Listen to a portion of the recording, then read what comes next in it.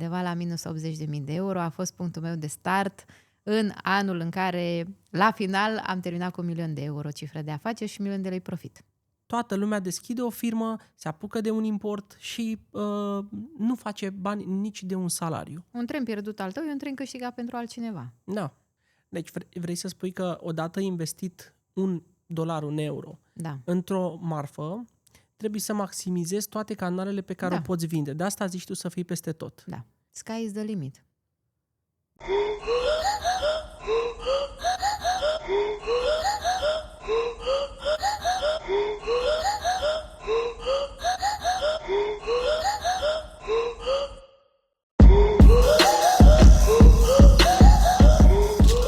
Bună, Căt! Bună, Andrei! Bine te-am găsit! Bine te-am Ne găsim peste tot. Ne-am găsit la mare, ne-am găsit prin oraș, ne-am găsit în da, comerț. Da. Peste tot te-am găsit. Da. Chiar mi se pare că tu ești peste tot, să știi. Și prima oară te-am cunoscut acum 7 ani. Când căutam un furnizor, în primul rând, care să aibă marfă. În al doilea rând, care să fie reliable. Și ce crezi? În perioada aceea, tu erai singura care mereu avea marfă disponibilă. Tu făceai import atunci când era foarte dificil să-l faci. După ai trecut prin mai multe lucruri, așa despre care o să te rog să-mi povestești, chiar dacă le-ai mai spus la alte podcasturi, poate le spunem într-o altă lumină astăzi. Și atunci, ce făceai tu înainte de acum 7 ani? Păi avem o agenție de turism, pentru că eu la bază am terminat management turistic și comercial. Am început la 18 ani și am fost angajată într-o agenție de turism. În 2018 mi-am dat demisia și mi-am deschis propria agenție de turism, care a funcționat foarte bine până în momentul în care, știm cu toții, a venit final de 2019, când pandemia s-a simțit în turism mult mai rapid decât în alte domenii, pentru că deja a apăruse în China. Și, ce anume a apăruse în China? A apăruse virusul. Virusul. A apăruse virusul și lunile de toamnă-iarnă de la noi erau practic sezonul vacanțelor exotice, din care în turism se câștigă foarte mulți bani, pentru că vacanțele exotice costă destul de mult și atunci dacă mergem pe un comision de 10-15%, care se practică de obicei în turism, reușeam să avem venituri, să zic, mai mari și reușeam să strângem niște bănuți pe care să investim în alt model de business, ceea ce am făcut atunci. În august 2019 am deschis un salon de înfrumusețare în cartierul francez din București. Pentru cei care nu sunt din București, este unul dintre cele mai răvnite și scumpe cartiere rezidențiale din București. Pandemia s-a simțit, cum ziceam, în turism, octombrie-noiembrie, și m-am trezit cu 2 business-uri care nu mai funcționau. Pentru că salonul era la început și trebuie să știi și tu, ca orice business la început, trebuie să investești timp, energie și bani. Și era greu să aduci oameni fiind pandemia. Era fizic. Și greu să aduci oameni fizic, este și greu în domeniul de înfrumusețare să ai niște oameni constanți pe care să te bazezi și cumva a trebuit să spar toate barierele și să las tot ce știam în spate, ca și domeniu și ca experiența mea, și să intru cu partea de importuri din China. Tu ai început cu China în prima ta experiență cu importul? Nu ai cumpărat niciodată marfă din România? N-ai făcut testarea, cum o face toată lumea? Te-ai aruncat înainte? Ca testare, dacă vrei să o numesc testare, a fost o colaborare sau 2 colaborări, dar pe termen scurt, cu furnizori care deja importau din China, pentru că deja începusem să am cerere. Adică intrasem pe niște grupuri de Facebook, de WhatsApp, trimiteam mail-uri la diverse companii multinaționale care începuseră să aibă solicitări. Eu, neștiind cu ce se mănâncă foarte bine comerțul online la vremea respectivă, pentru că nu existau cursuri și așa mai departe și lumea nu în România nu existau. În România, da, că vorbim de România. Și până la urmă e foarte diferită piața din România, adică trebuie să fie adaptat pe legalitate. Și tot în România există această tendință că de ce să-ți dau eu niște informații, că dacă ți le dau o să-mi fur tu clienții și nu mai am eu cui să vând. Și am găsit 2 colaboratori cu care fusesem și în liceu. Ei aveau un alt domeniu de activitate de bază, dar printre altele începuseră să importe din China anumite produse și am mers către ei să iau cantități mici, pentru că la început, dacă vrei, ca fază de testare, știi, luam cantități mici, le vindeam mai departe și pe urmă am zis ok, care este țara de origine? China. Habar n-aveam nimic despre ce înseamnă China, nu colaborasem niciodată cu ei. Am avut norocul să Am un prieten care lucra la Poliția de Frontieră în Otopeni, care mi-a făcut legătura cu comisionarii vamali de acolo și efectiv, cred că vreo 2 săptămâni eram zilnic cafeluța cu telefonul peste ei în birou și stăteam și învățam, știi? Mi-aduc aminte că te întrebam dacă ai marfă disponibilă și îmi spuneai da, poți veni să o iei și când te dai adresa era în vamă. Da. Adică fix de acolo mi-o dădeai. Da, și mergeam și întrebam, știi? Adică pur și simplu stăteam, habar n-aveam ce înseamnă termeni, incoterză, vămuire, taxe vamale, TVA, nimic și stăteam pur și simplu lângă Dan, cu care lucrăm și acum. Și îl băteam efectiv la cap să-mi spună ce am de făcut, ce înseamnă asta, ce înseamnă termen de livrare, absolut tot ce înseamnă bazele comerțului. Și pe urmă am început cu importul din China cu bani împrumutați, pentru că la momentul respectiv nu aveam disponibilități, aveam din contră datorii, dar Au lăsat urme puternice business-urile vechi? Da, undeva la minus 80.000 de euro a fost punctul meu de start în anul în care, la final, am terminat cu 1.000.000 de euro cifră de afaceri și 1.000.000 de lei profit. Vorbim de 1.000.000 de euro, cifrele de atunci, că au fost undeva 4 milioane, dar cursul valutar era, 1.000.000 de euro. Deci primul tău an în comerț se traduce într-un 1.000.000 de euro. Da, primul an cap-coadă, ca să luăm un an calendaristic, da? Am început cu minus 80.000 pentru că aveam datorii și nu aveam încasări, că agenția de turism nu mai producea, salonul l-am închis, că am zis nu mai are rost să bat capul. Am început cu $500 împrumutați de la un foarte bun prieten de-al meu, i-am zis că îi dau în 3 luni de zile, am reușit să-i dau după prima lună și la final de an am terminat cu 1.000.000 de euro vânzări și 1.000.000 de lei profit. Toate lucrurile astea exclud tot ce înseamnă site, EMAG, Trendyol, absolut orice. Tu ai reușit să faci toate lucrurile astea pe marketplace-ul Facebook în prima fază. Am început și pe EMAG. Nu, prima dată am vândut pe EMAG B2C produsele și ulterior am intrat, pe grupuri de Facebook, pe grupuri de WhatsApp și am intrat din start într-un domeniu foarte greu, pentru că erau vânzările B2B, vânzările angro, unde intram la concurență cu jucători mari în piață, pentru că erau alții în spate care făceau importuri dinaintea mea cu mult mai mult și mai era și o problemă că eram femeie, restul toți erau bărbați și cumva era și lupta asta, știi, a venit una care vinde și ea niște produse și hai să vedem ce se întâmplă. Dar ușor, ușor, prin ambiția și perseverența mea, am reușit să ajung la nivelul lor într-un scurt timp și pe unii dintre ei chiar să-i depășesc. Că la un moment dat colaboram între noi, că era acea perioadă în care trebuia să ai stocuri, cum spuneai și tu, permanent, și mai erau câțiva timp morți în care rămâneai 1-2 zile fără stocuri și atunci existau aceste colaborări între noi. Pentru că fie că ești pe marketplace, pe site sau în distribuție, lipsa de stoc e cel mai periculos lucru. Da, de fapt asta e cel mai periculos lucru, nu că furnizorii țepe de bani, termen de livrare întârziați, problema este că nu ai stoc atunci când clientul are nevoie de produs. Și mi-aduc foarte bine aminte, pentru că eu căutam furnizori care să-mi poată livra marfă oricând am nevoie. Da. Și exact așa este acum să traducem asta în algoritm în ziua de astăzi.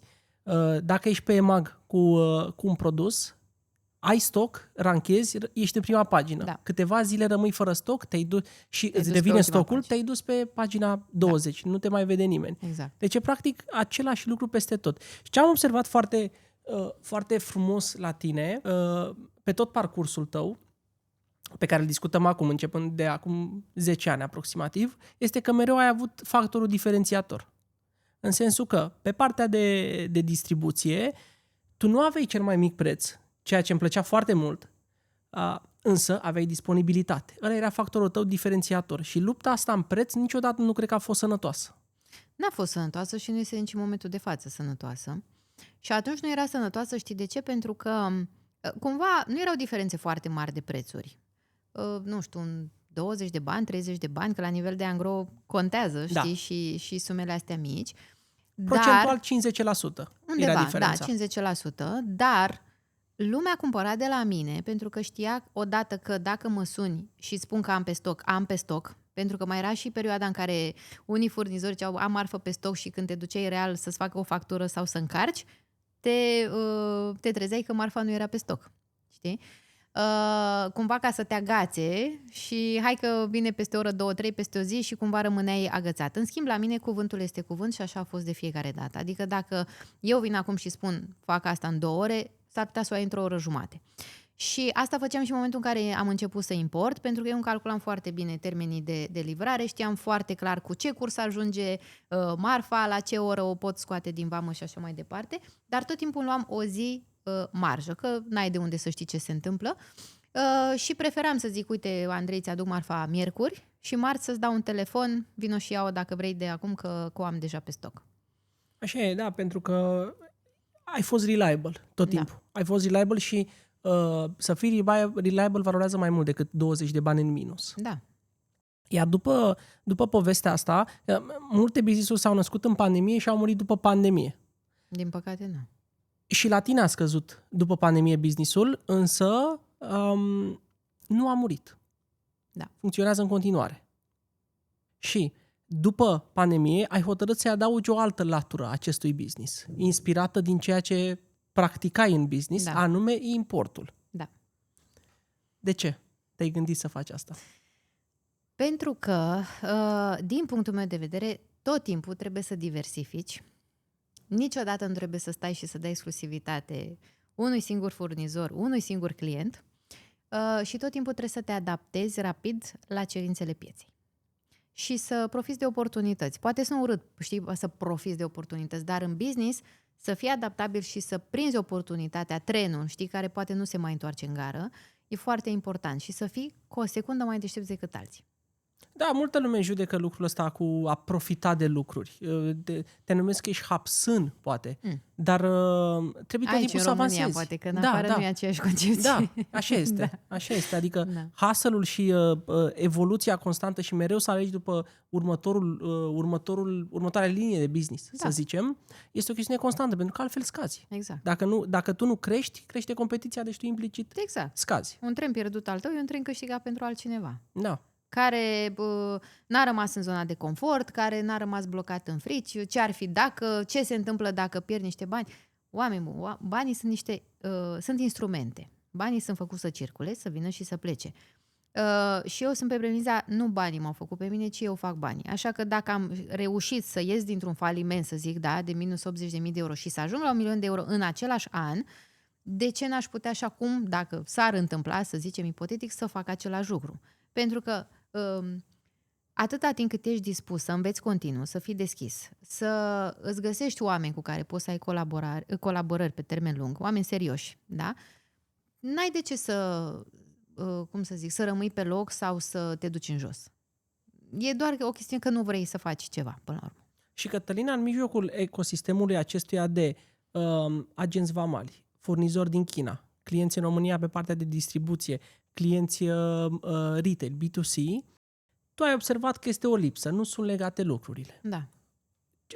Clienții din distribuție nu știau să facă importul, cei care se ocupau de importuri, agenții vamali, să zicem, nu știau să comunice coerent cu oameni, să atragă mai mulți oameni să facă import, furnizorii din China nu aveau o comunicare prea bună cu românii. Da.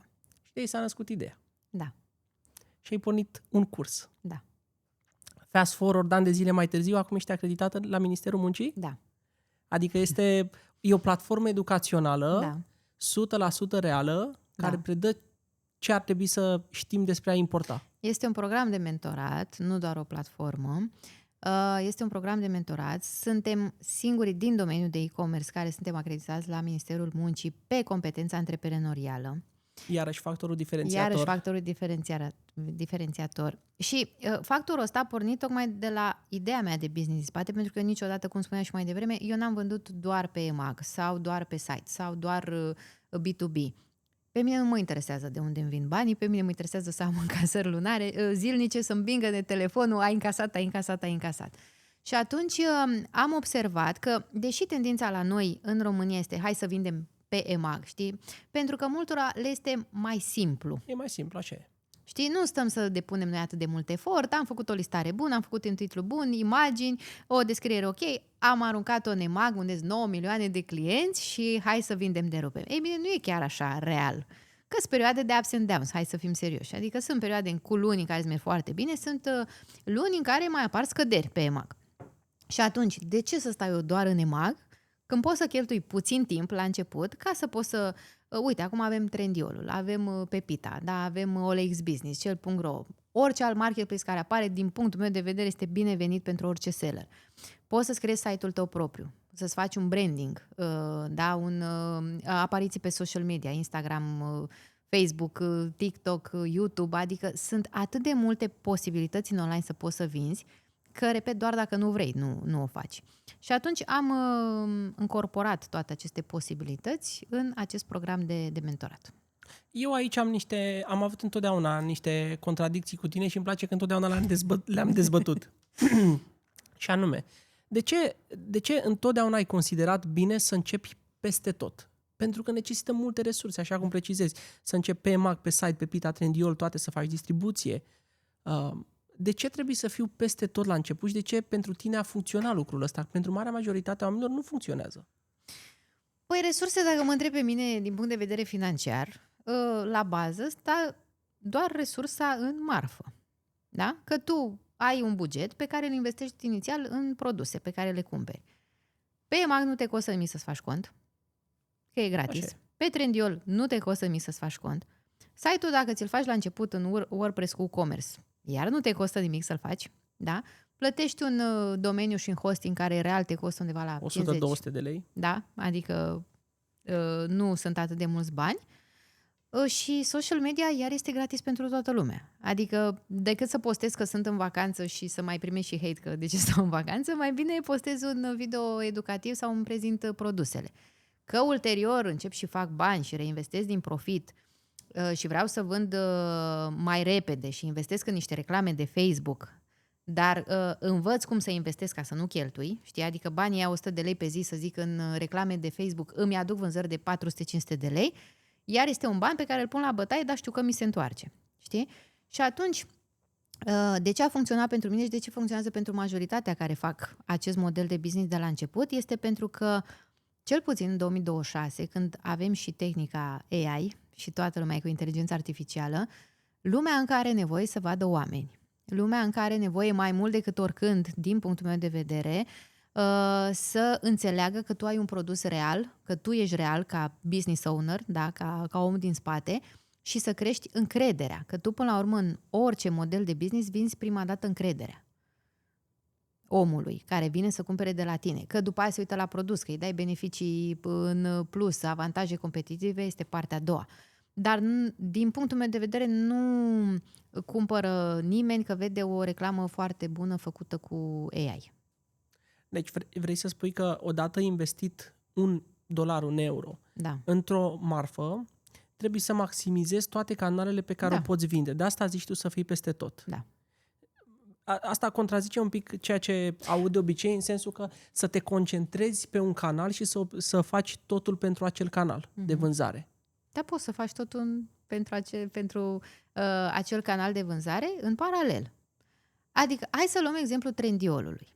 Da? Că este cel mai la îndemână pentru toată lumea. Până să apară Trendyol, toată lumea fugea de produse cumpărate din Turcia. Că aveam două mari bătălii. De ce să cumpărăm chinezării? Că sunt produse proaste, ieftine, magazinele cu 5 lei de la colțul străzii, și nu cumpărăm, domne, din Turcia, că sunt fake-uri, da, sunt mai bune calitativ, dar sunt fake-uri. Că și cu Turcia aveam, discuții.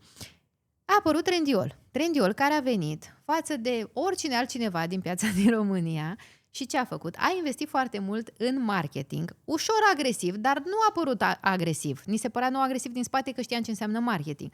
Dar el ce a făcut? A venit și a investit în influencerii cunoscuți din România, care poate nici ea nu se îmbrăcau doar de la casele de modă, că prin spate fiecare avem câte un fake cumpărat. Hai să fim serioși, da?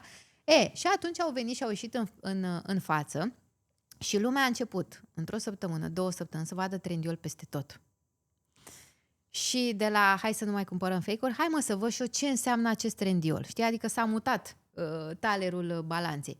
Pe urmă, au început să aibă acest trend constant, cu story-uri, cu postări.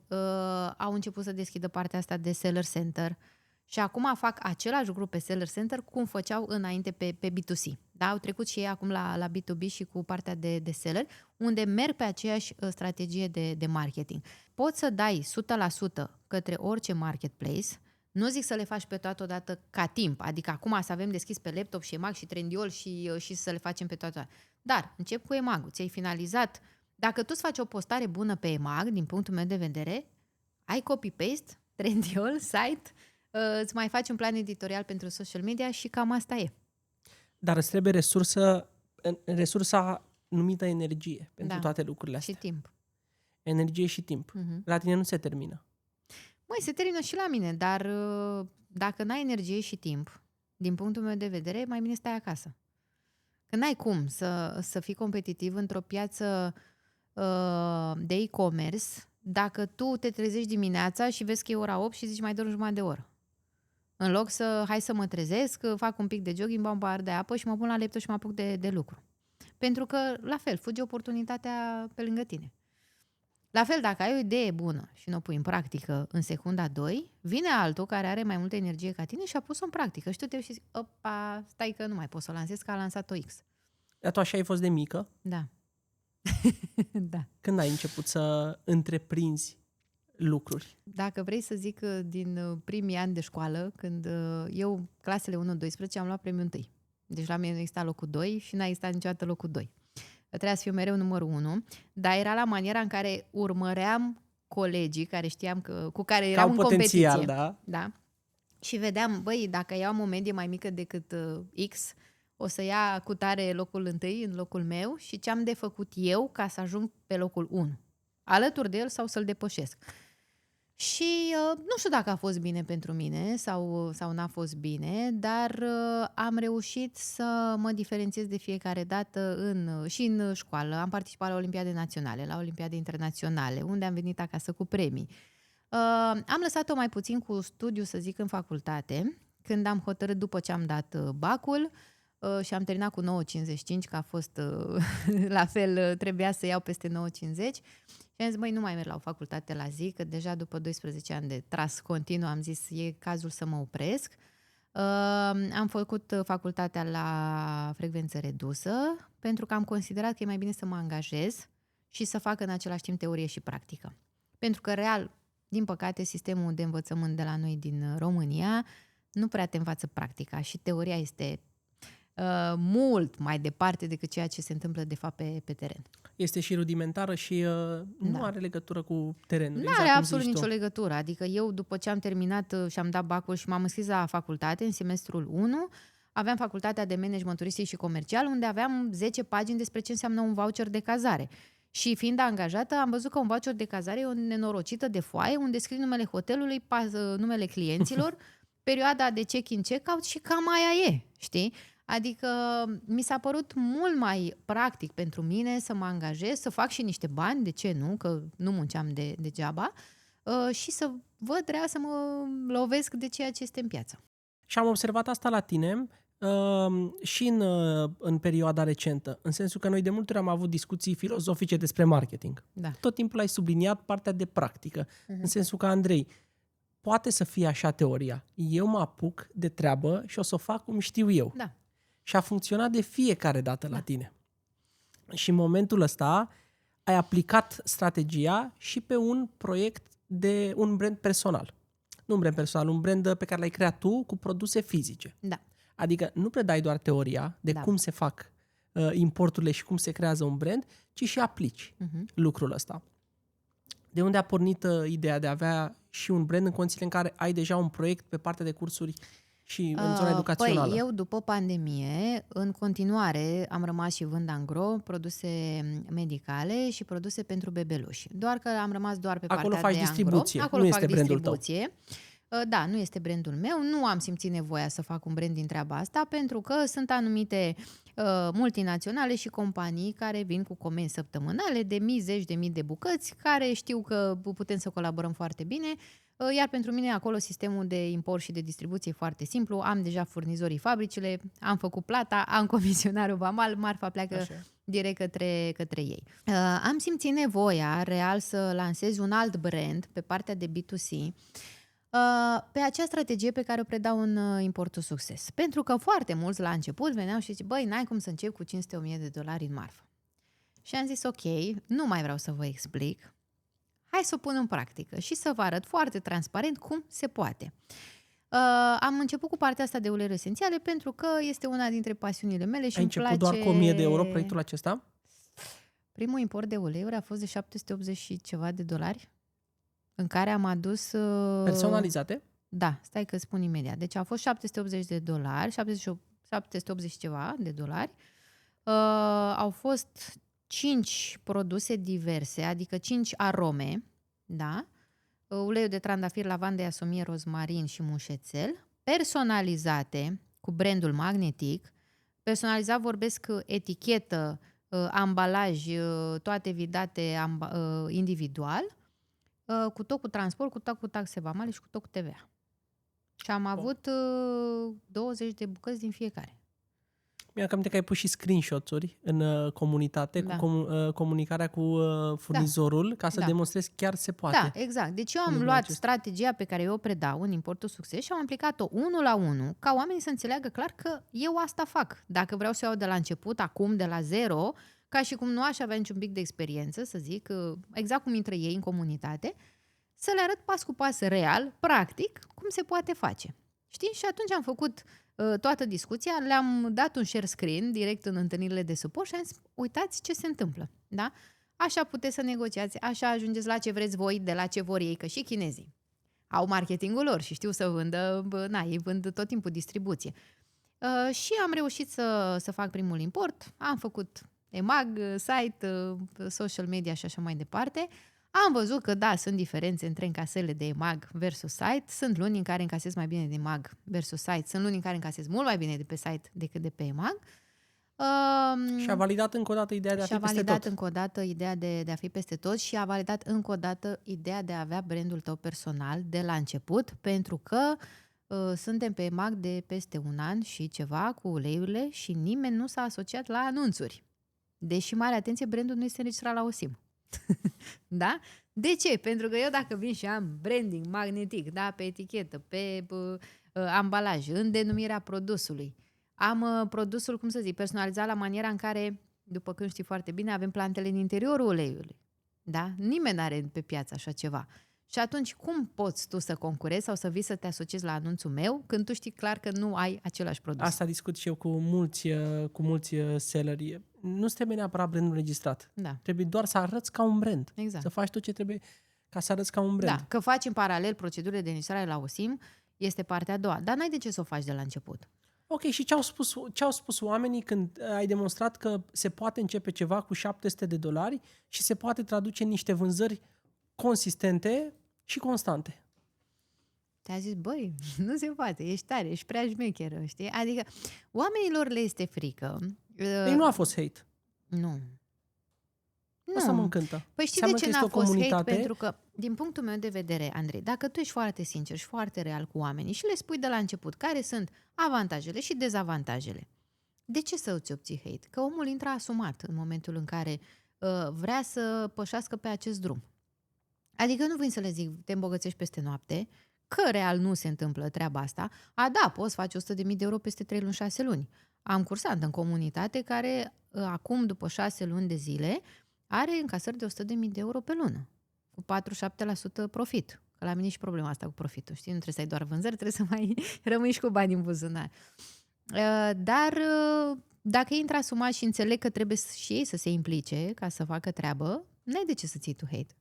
Atâta timp cât îți respecti și promisiunile pe care le-ai făcut la început. Și unde poate ajunge un asemenea brand început cu $700? Și în cât timp? Sky is the limit, din punctul meu de vedere. Adică piața nu este o limită? Păi nu prea este o limită, că uite, chiar dacă eu sunt pe o nișă foarte saturată, dacă mă întrebi, cu partea asta de uleiuri esențiale și avem nume mari în piață. Aici ai contrazis un pic filozofia ta prin care susții să te duci într-o piață care nu este saturată. Aici am riscat eu puțin. Dar știi, nu că am riscat, că până la urmă n-am pierdut absolut nimic și sunt pe profit, doar că trebuie să muncești mai mult ca să ajungi să educi oamenii, publicul, să aleagă și produsele tale. Poate nu or să facă schimbarea de la început, de la brandul X la brandul tău, dar încercând produsele tale vor face ei singuri diferența. Și atunci, încă o dată revin la ideea că dacă tu ai un produs foarte bun, calitativ și oferă real beneficii mult mai bune decât ale concurenței, lumea o să vină la tine. Că își cumpără un produs poate și mai ieftin decât de la concurență, nu cu mult mai ieftin, dar care pe termen lung lui aduce mult mai multe beneficii. Îmi place că nu precizezi niciodată să aibă și un preț mai mic. Apreciez foarte mult lucrul acesta, dar în același timp nu-mi dai îmbogățire peste noapte. Asta îmi doresc. N-ai cum. Adică dacă tu începi astăzi și habar n-ai despre modelul ăsta de business, că nu vorbim de, nu știu, mă duc la magazin și am luat un sac de cartofi cu 5 lei și l-am vândut în piață cu 10 lei. Hai, să fim serioși. Adică, eu ce am văzut în istoricul comunității, avem așa, 2 săptămâni de research de produs. Ca să fac un scoring, ca să fac un research în piață, ca să primesc un feedback, ca să știu dacă ce am ales eu este bun. Nu doar că m-am gândit eu că e bun, că vinde vecinul, că a făcut cu tare 100.000 de euro din căni și așa mai departe. Și aici au reacționat foarte bine și când am pus Xcan din Masat. Da. Pentru că le aduce ceva mai multă claritate pe partea de potențial vânzări a unei nișe. Exact. Adică oamenii au nevoie de timpul ăsta, să-și dea voie la timpul ăsta de 2-3 săptămâni în care să înțeleg foarte clar bazele acestui business, de la ce pornesc și de ce să pornesc așa, logic, știi? Din punct de vedere al logicii. Să înțeleg logica și matematica din spate, că până la urmă e o matematică, da? Hai să fim serioși. Cu care eu să pornesc la drum. După aia mă apuc să discut cu furnizorii, mă apuc să negociez prețuri, mai avem termen de livrare 7-10 zile la avion, că eu le recomand tuturor să aducă prin avion la început, că avem cantități mici și pe urmă avem timingul de deschidere de cont EMAG, listare, aprobare, validare și așa mai departe. Deci să zic că într-o lună de zile tu poți să ai un brand construit corect, o bază construită corectă, de la care să te apuci să începi să vinzi. Și da, în 7 zile, 10 zile pot să apară și vânzările. Că mai ai și norocul să-ți apară din a doua zi, asta e partea a doua. Dar real tu poți și să începi procesul educațional înainte de această lună de zile cât ar dura? Păi cam ăsta e procesul educațional. Adică pentru că practică noi, în același timp cu teorie. Da, pentru că la noi platforma este gândită sub formă de tutoriale video și la mine este gândită teorie practică. Adică eu îți dau un video în care zic cum îți deschizi contul pe Alibaba.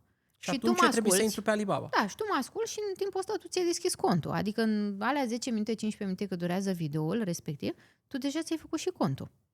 Știi? Și tu în perioada asta faci înveți de la mine, faci practică, faci practică, îmi cer feedback pe WhatsApp, îmi dai un telefon, știi? Adică nu este un curs pe care îl înveți ca la școală, cap-coadă, și ajungi la modulul ultimul de marketing, unde îți vorbesc eu de avatar și algoritmi, habar n-ai ce înseamnă produs și research, ci faci pașii constant ca să începi să faci și bani, că tu vrei să vezi banii, da? Să vezi rezultatul și că funcționează. Dar nu-i faci peste noapte. Că îi faci într-o lună, o lună jumate, 2 luni, este partea a doua. Deci tu îmi spui că într-o lună de zile eu pot fi live cu un produs la vânzare. Da, dacă te ții de treabă. Dacă te ții de treabă. Și ai energie și timp. Și dacă bugetul de început este undeva la 1.000 de euro, asta înseamnă că pot încasa undeva la 3.000 de euro, să zicem. Da. Și atunci cu 3.000 de euro pot cumpăra marfă din nou de 2.000, da. Nu? De 1.500. 2.500, ok. Că deci nu merg nici pe îmbogățirea asta, știi? Am vândut 10 produse într-o săptămână și mă duc și cumpăr încă 100. Încă 100. Că lumea vrea. Românul vrea bani rapid, easy money, peste noapte. Dar ei nu înțeleg că easy money ăsta, de fapt, te duce foarte ușor la faliment. Dacă tu îți dai răbdarea necesară să înveți procesul și vezi acum, din primul import, tu ar trebui să fii mulțumit că ți-a ajuns marfa ok, că produsele de calitate, că ai toată documentația verificată, că ai pus-o la vânzare, că le-ai validat, adică lumea are nevoie de ele, ai făcut research-ul bun, deci lumea începe să cumpere, faci profit, minim 30%, că asta e regula mea de aur, da? Sau minim 50 de lei pe produs și pe urmă reinvestești, dar cu cap. Adică am vândut 10 bucăți într-o săptămână, mă duc și mai iau de la John din China încă 20. Că ce crezi? De la John pot să cumpăr în fiecare zi. Că John e acolo, nu pleacă nicăieri. Nu pleacă, da. Și atunci eu pot să primesc marfă din China și din 2 în 2 zile. Dar mulți au impresia, dacă iau cantitate mică, mă costă mai mult produsul, mă costă mai mult transportul și nu mai am eu 100 de euro în loc de 70. Știi? Și atunci se duc, cumpără de mii de euro și 10.000 de euro, fără să valideze, fără să știe dacă omul real are nevoie de produsul lui, dacă a făcut branding-ul bine, dacă ce se întâmplă cu concurența. Și spun, nu merge modelul ăsta de business, e țeapă. Și nu-ți mai merge nici ție și de-aia te-ai apucat să vinzi cursuri. Nu e așa. Da, chiar asta, uite, discutam cu un bun prieten care explica în felul următor. Eu în momentul acesta comand câte un container de marfă pe produsul pe care eu l-am, un produs cu variații, dar un singur produs principal. Și în felul următor, m-am dus la furnizorul din China și l-am întrebat, ok, care este cel mai mare client la nivel european? I-a spus brandul, un brand pe care îl cunoaștem cu toții. Și a zis în felul următor, însă el comandă câte 10 containere deodată. Tu comanzi unul singur. Da. La volumul ăsta să știi că diferența de preț de achiziție între ce comanzi tu un container și el este doar de undeva la 5%. E foarte mică, da. Exact, Real, adică nu trebuie să ne imaginăm că în momentul în care o să vindem foarte mult, atunci o să economisim bani. Da, deci la produs diferența de la 10 bucăți la 1000 de bucăți e foarte mică, foarte mică, iar la transport, într-adevăr, când poate ai la transport cantități mai mari, câștigi la transport, dar știi cum câștigi? Nu de la diferența de preț. Că, de exemplu, dacă aduci... eu acum am importat un produs de test, 85 de kilograme, săptămâna trecută, cu un preț de $9 pe kilogram, cu DHL-ul. Dacă eu mă duc acum și cumpăr 700 de kilograme și le aduc tot pe avion, o să mă coste transportul 1,5. Deci un 0,5 diferență. Da? Dar la transport poți să câștigi pentru că atunci când ai cantități mai mari, le aduci pe tren sau pe vapor. Eu nu prea sunt cu vaporul din cauza perioadei foarte mari de livrări, care real acum, din cauza războiului, ce se întâmplă cu Iran, se ocolește foarte mult. Au crescut și prețurile la vapor și ai marfa undeva la 2 luni de zile, plus în 2-3 săptămâni de stat în vamă la Constanța și la Agigea. Adică eu 2 luni jumate eu nu vând. Știi? Degeaba plătesc un container sau jumătate de container și mă costă, nu știu, $1 pe kilogram. Ai economisit $1.000, dar durează încă... Păi da, am economisit $1.000, dar eu stau cu 10.000 blocați, 2 luni jumate, vine altul în piață care nu-i ca mine, a adus produse poate asemănătoare ca ale mele, le-a validat și eu până ajung în 2 luni jumate să le vând, ce crezi? Că poate îmi scade prețul e prețul de vânzare mai mic decât cel de achiziție, nu mai e cerere și așa mai departe. Se schimbă legile. Se schimbă legile. Nu mai poți te trezești cu marfa blocată în vamă încă o lună de zile, că trebuie să mai faci niște documente. Exact, da. Dar acum 5 ani de zile era mult mai ușor EMAG. Da. Era mult mai puțin seller și aici să știi că te suspectezi și pe tine că ai umplut piața. Aoleu. Da, exact ca și alți oameni care au cursuri, ne aduceți seller din ce în ce mai mulți. Nu mai avem loc să vindem. Și vouă nu vă place deloc. Da. E loc sub soare pentru toată lumea. Chiar citeam săptămâna trecută, am citit o statistică și am vorbit și cu Felix Pătrășcanu de la Fan Courier, care, dacă nici Felix Pătrășcanu nu știe, hai să fim serioși. Piața din România, cel puțin pe e-commerce, este undeva la 30%. Adică nouă ni se par foarte mulți când intrăm. Că vedem pe, nu știu, o categorie de produse că sunt 2000 de listări, 3000 de listări, 15000 și așa mai departe. Da, unde mai am eu loc să pun și eu un produs între 2000? Păi, nu te duci la aia 2000. Te duci la aia cu o nișă mai medie. Da? Nu merg niciodată pe, și cursanților mei și nici eu, nu merg pe o nișă unde nu găsesc niciun produs în piață. Că acolo chiar mergi la ghid și vezi și testezi și e multă muncă în spate să vezi dacă real omul ăla are nevoie de produs. Dar dacă am o nișă medie, nu știu, cu 100-200 de rezultate pe un research, este loc. Dacă am alți 3-4 seller care vând același produs ca mine, este loc. Deci perspectiva ta este că, deși nișa este mică, faptul că comerțul online este un procent atât de mic, da. de 30% din totalul comerțului, are potențial de creștere nișa. Da. De asta e o idee bună de intrare. Da, și comerțul online are o creștere masivă, adică de la an la an, cel puțin din pandemie, că până în pandemie, hai să fim serioși, toți eram la hipermarketuri cu coșul și stăteam la coadă și plăteam. A venit pandemia, 2 luni stați în casă, cumpărăm de pe online, că nu s-a terminat. Ai nevoie avem nevoie. Asta e apropo și de partea asta cu criza, că toată lumea zice, băi, criză nu se mai cumpără. Oamenii cumpără de fiecare dată. Adică nu o să stai niciodată să nu cumperi doar pentru că a crescut produsul cu 5 lei, 10 lei. Ai nevoie de el, l-ai cumpărat. Din pandemie și până acum, deci vorbim de 6 ani, comerțul online a crescut. Enorm și va crește în continuare.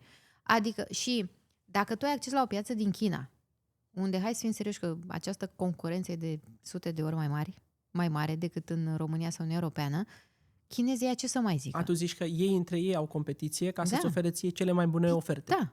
Pentru că gândește-te că în China, pe un singur produs ai, 50 de furnizori și 20 de fabrici. Și ăia trebuie să vină să concureze unii cu alții, dar nu prin preț, că nici ei nu fac prin preț. Că ei știu între ei ce prețuri au și nu prea scad foarte mult, dar combat prin calitatea produsului. Știi? Sau vin și îți mai aduc ceva... Sau prin customer support, îți oferă transport, sau, ambalaj. Inovație, tehnic, design, orice, ca să poată să te aducă și să zic, băi, cumpăr produsul ăsta că mă ajută pe mine să-mi satisfac nevoile. Deci da, e loc sub soare pentru toată lumea, în orice domeniu. Și totuși, aș vrea să subliniez niște cifre.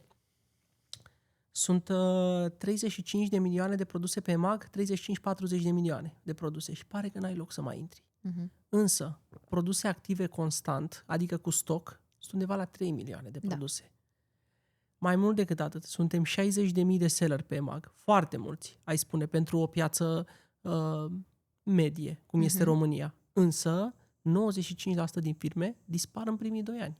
Da. Este loc foarte mult. Și din astea, dacă o luăm și mai deep, 90% sunt distribuitori. Adică e simplu. Eu import din China un produs, da. Tu nu știi să importi din China, vii și îl cumperi de la mine și sunt 11.000 de cazuri pe care le putem verifica și același produs eu l-am vândut cu 20 de lei, ție ți-l vând cu 15 lei la angro și tu îl pui pe EMAG cu 22. Adică se întâmplă să ai două, trei firme care de fapt reprezintă un singur produs pe care îl găsești online. Și pleacă de la același distribuitor. Știi? Că avem importatori foarte puțini pe România de produse și 10 distribuitori care vin și cumpără de la acest importator și pe urmă le revând. De-aia poate tu pe EMAG vezi același produs cu 5 prețuri diferite. Că de fapt la bază este același. Doar că fiecare își adaugă adausul comercial față de prețul la care a achiziționat. Și îl vezi și pe mai multe platforme și ai impresia că este plină piața de acel produs. Exact. Dar de fapt e unul singur de la care pleacă 10. Știi? Dar dacă eu aș intra acum cu un brand nou în piață, nu înțeleg ce se întâmplă în piață, în sensul că suntem 420.000 de firme, nu? Cam așa sunt în România. Nu avem cifre de afaceri mari. Da. Mi se pare că toată lumea deschide o firmă, se apucă de un import și nu face bani nici de un salariu. De ce nu cresc business-urile românești în e-commerce? De ce nu avem branduri măcar europene? Și de ce nu reușim să colaborăm între noi ca și firme? Dacă vrei realitatea dură, încă România este pe ideea de a face bișniță. Poate sună foarte urât, dacă am asta e realitatea. Cifrele astea spun. Adică dacă ai 400.000 de firme și n-ai măcar 1% cifră și peste 1 milion... Și mulți se gândesc că hai că import și eu din China 3 haine, 2 pantofi și m-am făcut antreprenor ca să nu mai mă duc la program. Le-am pus la vânzare pe EMAG, dacă fac 500 de euro pe lună e bine, că tot cam atât aveam și salariu cu 8 ore pe zi.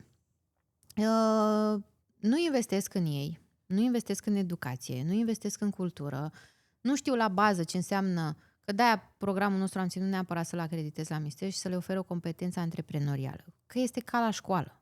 Degeaba vii tu să-mi zici, hai Cătălina, să dai master în desen, că eu n-am făcut desen în viața mea. Așa este și cu business-ul. Știi? Degeaba mă uit eu pe Google, ChatGPT și YouTube și îmi spune acolo, îmi dau niște informații de bază. Dar eu nu știu dacă ce îmi spune ChatGPT este corect. Că eu nu știu baza de la școală și nu știu dacă l-am zice livrează DDP, cum de obicei mai vine ChatGPT și spune, e corect și de fapt e ilegal. Și mă trezesc că am marfa în vamă și vin și mi-o confiscă și îmi dau amendă. Dar preferă mulți să facă treaba asta în ideea că lasă-mă că știu mai bine. Și ce e atât de greu să faci o comandă din China pentru că sunt obișnuiți cu Shein, Temu, Wish, AliExpress și așa mai departe și au impresia că și importul este fix același lucru. De-aia acum sunt speriați că am primit telefoane, nu știu, cred că 10 de telefoane și peste 100 de mesaje când s-a anunțat la știri că bagă Temu taxă 3 euro, taxă vamală pe colet. Și toată lumea zicea, vai, dar ce facem acum? Dar nu vorbesc de oamenii care cumpărau. Știi că îți iei tu de pe Temu 3 tricouri și le dai cadou sau le porți. Vorbeam de selleri. Doamna Cătălina, ce facem? Că păi stai puțin, că tu oricum plăteai taxă vamală. Da. E foarte bine că bagă treaba asta. Că fii atent, se duc concurenții, iar pentru noi ca seller se mai spală piața. Știi?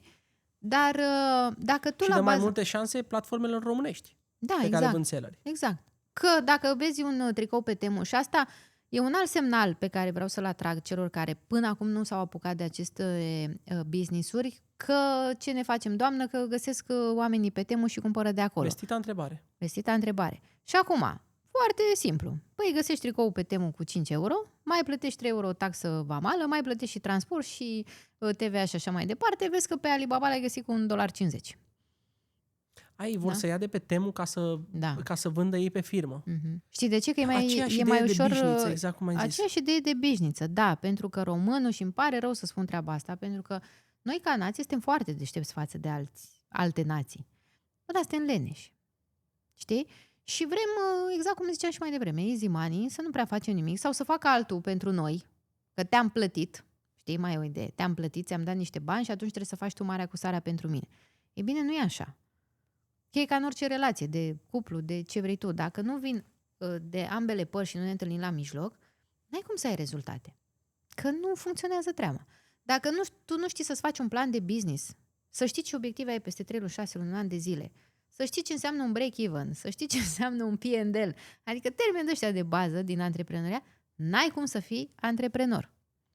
E la clasa a 4-a comerțul online în România? Da. Hai să zicem cu indulgență, ca să nu fiu foarte rea. Da, și sincer îmi pare rău pentru că, exact cum spui și tu, brandurile care sunt la nivel internațional cunoscute au baza tot în China.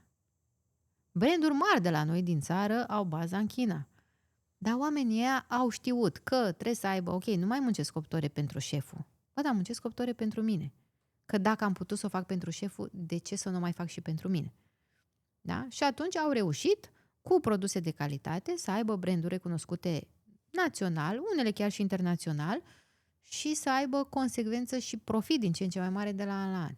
Însă să pui un brand la nivel european necesită niște bugete, în primul rând, pentru stocuri, plasament de stocuri în măcar 2-3 țări, astfel încât să poți acoperi 2 zile de livrare oriunde în Europa.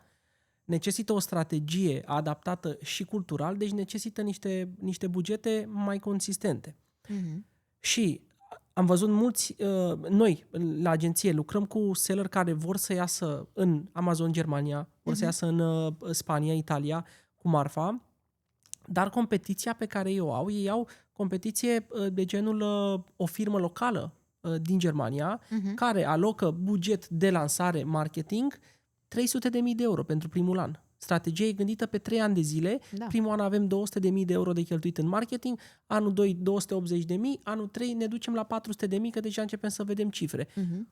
Cum pot eu să fac în România astfel încât să atrag fonduri, să fiu creditabil la bancă, astfel încât să pot să fac competiție cu astfel de selleri? Pentru că nu pot să mă duc pur și simplu să-mi pun marfa și pe Amazon Germania și să sper că o să apară rezultate.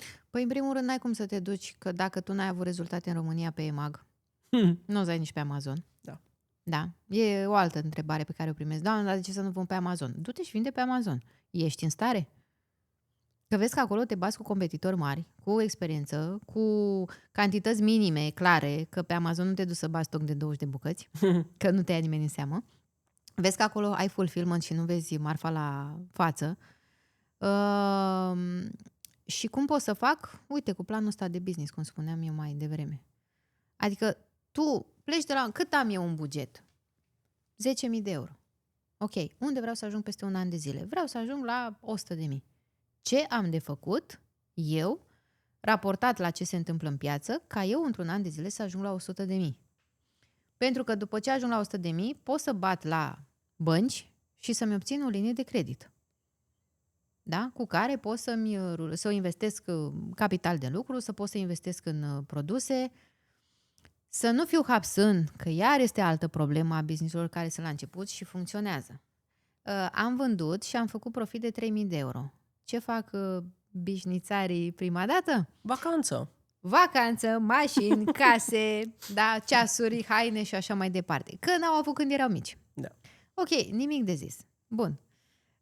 Dar, ți-ai făcut poftele. Dăm primul profit, al doilea profit.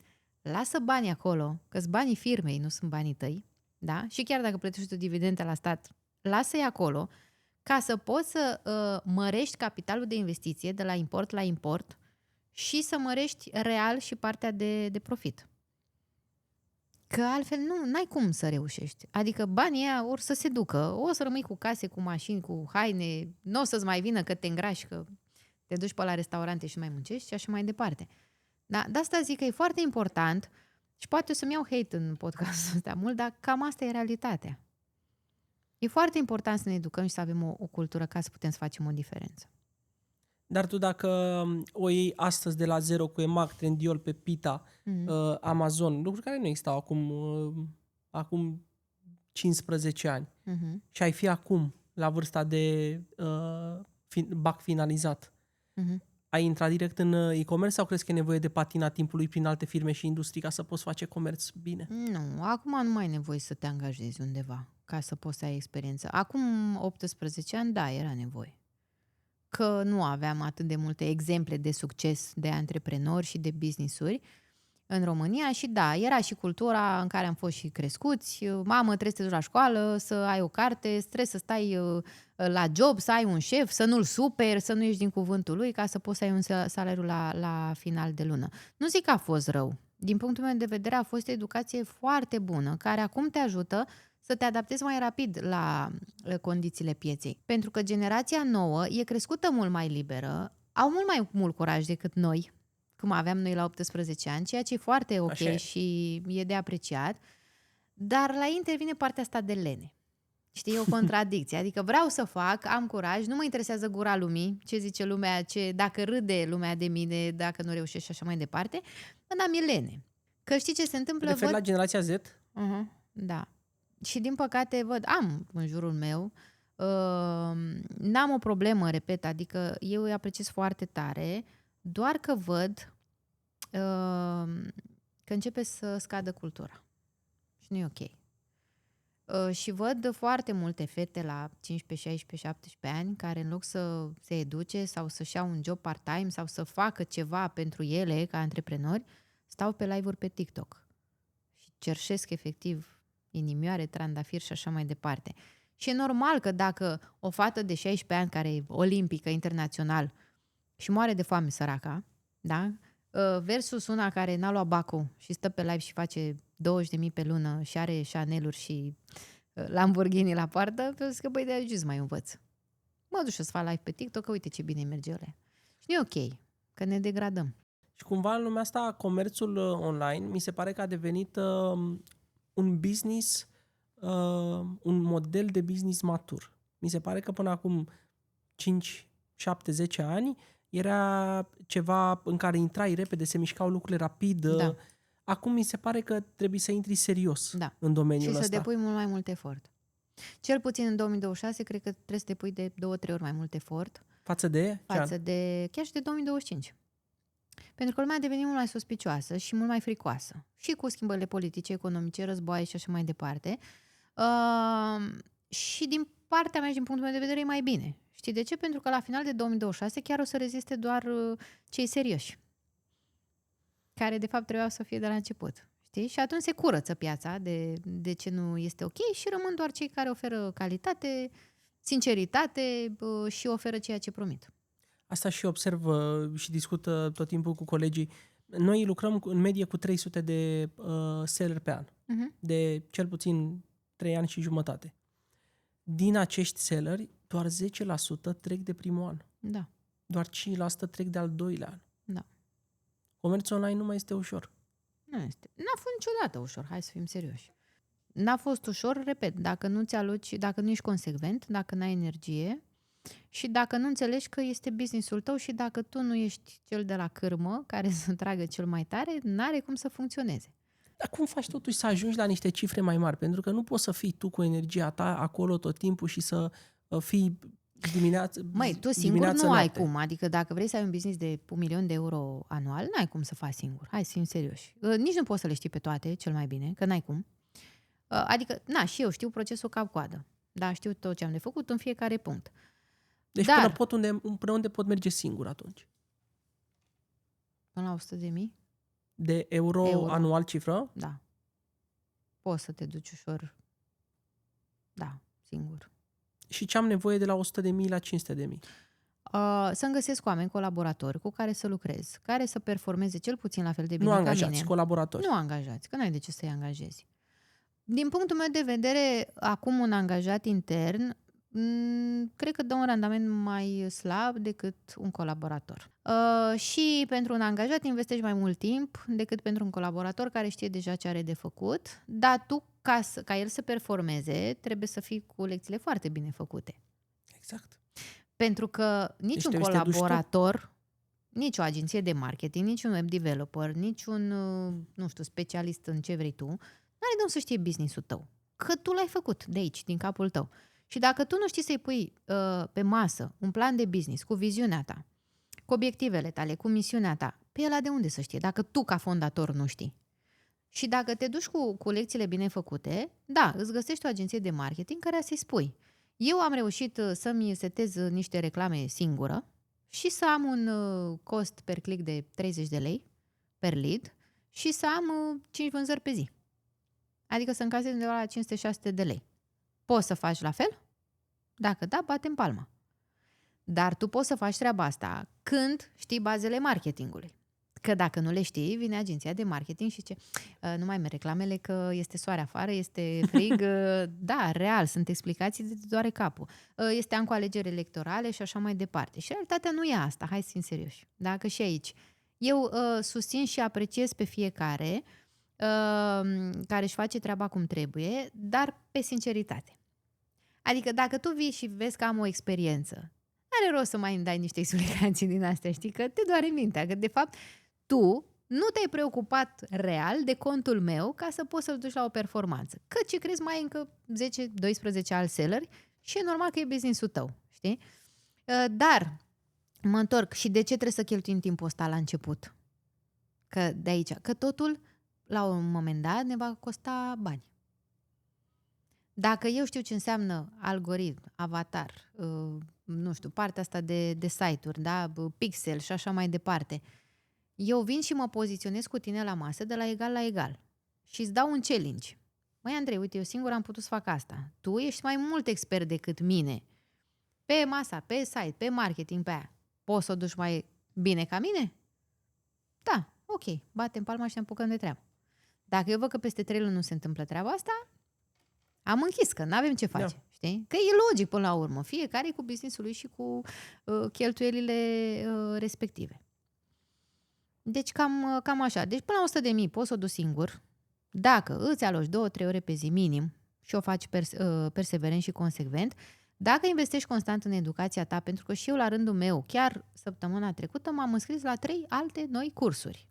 Chiar dacă fac vânzări de 18 ani, chiar dacă fac marketing de 5 ani de zile chiar dacă știu să-ți fac un site în 4 ore, lumea evoluează, piața evoluează, se schimbă algoritmi, se schimbă legislație, se schimbă tot.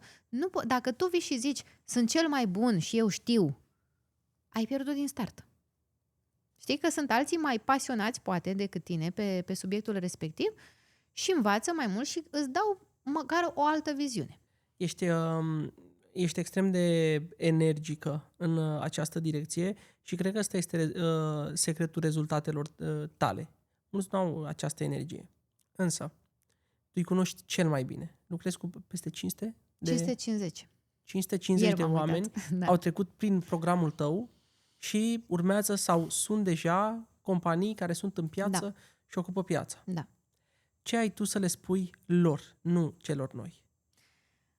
Ce le spun la fiecare întâlnire de suport, chiar și aseară am ținut întâlnire de suport cu ei în comunitate, și pentru mine e foarte important ca ei să aibă rezultate, pentru că sunt cartea mea de vizită. Și sunt cumva rezultatul muncii mele, că și aici este o muncă și în programul de mentorat, că mai vin mult și zic, vinzi niște cursuri și după aia Ce te-ai ușor îmbogățit este. și ce ușor e. Măi, nu e ușor, adică dacă vrei să ai rezultate, cursanții tăi trebuie să te implici. Și le spun de fiecare dată exact același lucru. Vedeți-vă interesul. Ați intrat într-un program de mentorat pentru care ați investit o sumă de bani. Ați investit în voi, în educație, în energia voastră, în marfă.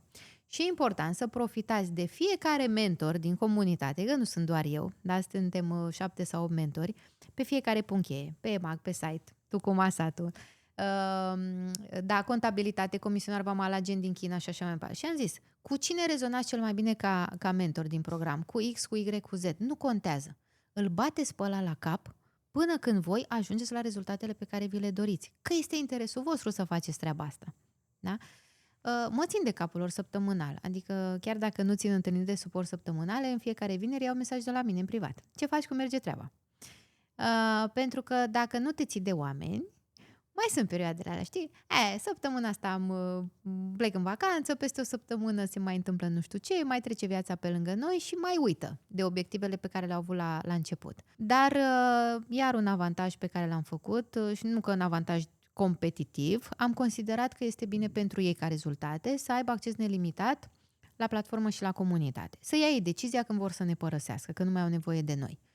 Și a mers bine și merge bine treaba asta, pentru că, uite, poate tu astăzi ești bolnav, poate peste o săptămână, nu știu, ai probleme de sănătate, ai un deces în familie, mai avem femei în comunitate, da, mai rămân gravide sau ceva. Nu poți să fii la început tot timpul angrenat. Și nu vreau să ajungă cineva să zică, băi, am plătit pentru curs și peste un an de zile mi s-a luat accesul și din motive care n-au ținut de ei, dar nici de mine, am pierdut și trebuie să o iau de la capăt. Ei se pot întoarce oricând și pot să ia de la capăt business-ul. Și mentorul tău cine este? În primul rând sunt eu. Sunt foarte critică cu mine. Zilnic îmi urmăresc performanțele și seara văd dacă am ajuns să-mi îndeplinesc obiectivele. Colegii din echipă, pentru că fără ei și fără voi n-aș putea să fim o comunitate frumoasă. Nu suntem cea mai mare comunitate de selleri din România și nici nu-mi doresc să fim cei mai mulți, îmi doresc să fim cu cele mai bune rezultate. Din punctul meu de vedere, calitatea tot timpul a primat versus cantitate. Mă consult foarte mult cu cei din familie, dar nu prea țin cont de sfaturile lor, știi? La mine, când vii și îmi zici nu o să reușești și nu o să poți, se activează butonul roșu și zic, ei bine, lasă că ți arăt eu. Acolo te ambiționezi tu. Da. Eu de-aia nu prea înțeleg oamenii care vin și zic nu pot, nu reușesc. N-ai cum. Există doar nu vreau. Știi? Dacă vrei și poți să munți din loc și să reușești să faci performanță în business-ul tău, nu neapărat în e-commerce. În orice, de unde ai o pasiune, de unde ai expertiză și simți că poți să faci mai mult. Dar Cătă, în aventura asta profesională, care a fost momentul în care ai fost tu cea mai fericită? Care a fost acel moment în care ai zis, ăsta e locul meu și aici eu pot face performanță în această industrie?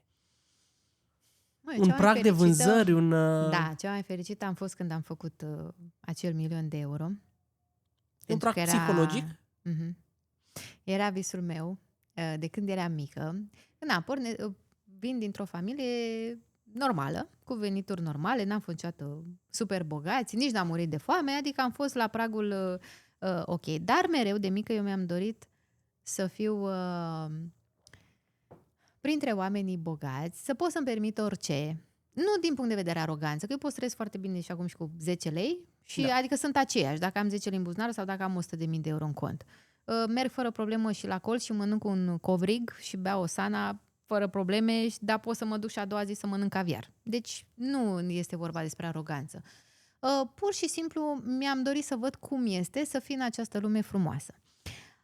Am avut și momente în care am fost dezamăgită de această lume pe care o credeam frumoasă, că de fapt sunt foarte mulți oameni bogați care sunt mai săraci decât cei săraci. Dar mereu a fost visul meu cu pragul ăsta de 1.000.000 de euro. Și când l-am atins, am zis, dacă am reușit să fac, nimeni și nimic nu mă poate opri. Eu îți mulțumesc foarte mult că ne-am văzut astăzi. Ne vedem și diseară, nu? Da. La webinar. Spune-mi, te rog, unde te îndrepți în momentul acesta? Am observat că la fiecare 5-7 ani ai adăugat ceva în portofoliul tău profesional sau ai schimbat direcția? Da. Care este direcția ta Nu acum? schimb direcția, mergem pe aceeași direcție. În schimb, o să vin pe parte de mentorat cu un program de vară, o tabără de vară. Că lumea acum vine și zice, clasicul, vin vacanțele, ne apucăm din toamnă. Ei bine, vreau să vin cu un program intensiv, ca o tabără în care să facă măcar niște pași de bază și să-și pregătească debutul în toamnă. Da? Când toată lumea... E sezonul principal, de fapt. Da, sezonul principal, toată lumea se întoarce acasă, copiii încep școala și ne pregătim noi sellerii de Black Friday. Și atunci măcar să aibă niște cunoștințe de bază, să nu mai plece de la zero. Am reușit să semnez exclusivitate pe Bimagnetic, pe uleiuri, pe România și se poate să semnați exclusivitate chiar dacă nu ai sute de mii de euro investite în stocuri. Asta dacă știi foarte bine să discuți cu furnizorii, să negociezi cu ei și să înțeleagă că este un business pe termen lung. Iar pentru mine această exclusivitate îmi dă și mai mult avânt să pot să merg și cu aceste uleiuri esențiale către piața B2B, unde mie îmi place cel mai mult să fiu. Acolo unde este zona ta, de fapt. Zona mea, distribuție și să ajungă uleiurile noastre la cât mai mulți oameni. Iar profesional continui să mă educ, să iau feedback constant de la oameni, inclusiv de la cursanții mei, de la clienții mei, pentru că doar așa mă pot îmbunătăți. Că la un moment dat ajung să zici, bă, cea mai bună, am cele mai bune produse, cele mai bune servicii și te plafonezi. Și plafonarea înseamnă scădere și nu e ok. Știu că întotdeauna vei merge mai departe cu lucrurile. Am văzut-o, mereu o să merg mai departe și mereu așa sunt eu construită și n-am ce să fac, chiar dacă sunt momente când obosesc foarte tare. Dar dacă am o idee și îmi sclipește, în maxim 24 de ore trebuie să pun în aplicare, care nu funcționează. Eu îți mulțumesc încă o dată și mă bucur și că ai primit Masat, ai fost prima comunitate care a îmbrățișat Masat și a fost o lansare foarte, foarte bună. Masatul pentru mine este un upgrade foarte important pentru cei care își doresc automatizări, pentru cei care își doresc o situație foarte reală. Că exact cu partea asta de feedback, apropo, tu trebuie să vezi real și Masatul te ajută să faci treaba asta. Odată, prin keyword trackers. Da? Vedem clar. Băi, m-am gândit bine la acele cuvinte pe care mi le-am ales în titlu. În ce ranking sunt? În ce top sunt? Câți competitori sunt peste mine? Cât sunt sub mine? Unde apar sponsorizat. Unde apare sponsorizat, da? Cum pot să-mi îmbunătățesc partea de keywords, partea de titlu? Pentru că eu degeaba am un titlu și mă duc și fac un titlu, cum să zic, prost. Da. Și mă duc și fac EMAG Ads, că știu că dacă fac reclame mă apuc și fac vânzări. Bani. Da? Că dacă eu am în titlu, nu știu, ulei natural cu trandafir și eu în EMAG Ads ca și keyword pun lavandă, pe lumea nu o să ajungă la uleiul meu de trandafir. Da. Pentru că nu-l găsește în titlu. Și Masatul cu asta ne ajută. Xcan-ul din Masat iar este aur curat din punctul meu de vedere. Și am văzut că mai lansați noi funcționalități, nu? Că am văzut la voi pe site. Săptămâna următoare venim. Următoare. De fapt nu, diseară o să dăm primul hint. Da. Și vedem și dacă partea e cu listing optimizer da. mi se pare fabuloasă. Faptul că ați integrat AI-ul mi se pare ar fabulos, dar e bine că știm să-l controlăm manual. Da. Știi că eu sunt pe faza asta de control. Ai spus. Da, și putem să-l îmbunătățim. Adică nu să mergem direct doar pe prima variantă pe care ne dă AI-ul, că nu tot timpul este cea mai ok. Dar pot să mă duc și să o îmbunătățesc. Și da, ne ajută foarte mult pe noi ca sellers să scutim timp, care în antreprenoriat costă mult. Vreau să mă întorc la tine. Abia aștept să văd ce faci. Suntem în continuare cu tine pe tot parcursul ăsta și abia aștept să ne vedem diseară la webinar. Așa facem. Și abia aștept să văd ce ne-ai pregătit. Adică eu știu, dar nu vreau să le zic oamenilor. Bine, gata. Mulțumesc de invitație, felicitări pentru tot ce faci și dă-i bătaie înainte. Și așteptăm să vedem și alte platforme în Masat. Da, bine, alte marketplace-uri, da? Cât de curând. Bun. Ciao. Succes.